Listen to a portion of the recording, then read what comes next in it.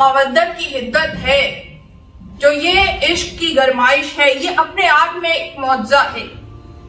اس چیز پہ انسان اگر غور و فکر کرے تو کتنی حقیقتیں اس پہ عیاں ہو جاتی ہیں۔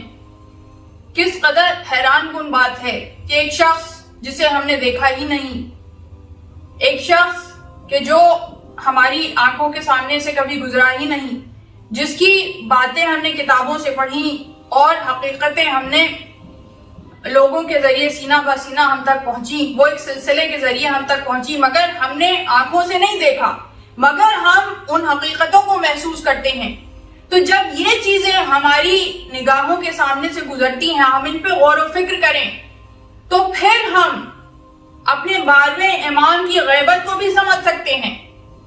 کہ ضروری نہیں ہے کہ محبت کے لیے، احساس کے لیے، حقیقت کو پہچاننے کے لیے نگاہوں سے دیکھنا ضروری ہو۔ یہ نگاہیں تو محدود ہیں، صرف سامنے کی چیز کو دیکھ سکتی ہیں۔ اب میں اپنے پیچھے کی چیز کو نہیں دیکھ سکتی، جو اس کمرے سے باہر چیزیں ہو رہی ہیں انہیں نہیں دیکھ سکتی، اس لیے کہ یہ محدود ہیں۔ مگر یہ جو عشق کی حقیقت ہے کہ جس سے ہمارا قلب جڑا ہوا ہے اور منور ہے، یہ وہ حقیقت ہے کہ جس میں اتنی طاقت ہے کہ جو زمان و مکان کی قید سے آزاد ہے۔ اب میری آپ سے بالمشافہ کبھی ملاقات نہیں ہوئی، آپ ہزاروں میل دور ہیں، میں یہاں موجود ہوں، کتنا فاصلہ ہے، مگر اس کے باوجود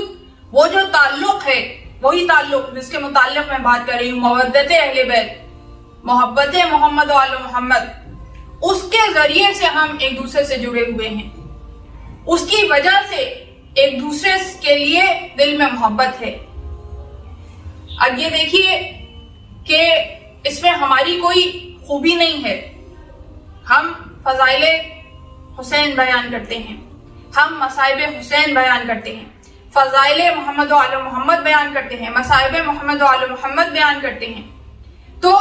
ان کی فضیلتیں تو ان کی ہیں، ہم تو حقیر ذلیل مسکین بندے، ہم تو بس وہ زبان پہ جاری کرتے ہیں، اور اس کے صدقے میں پروردگار عالم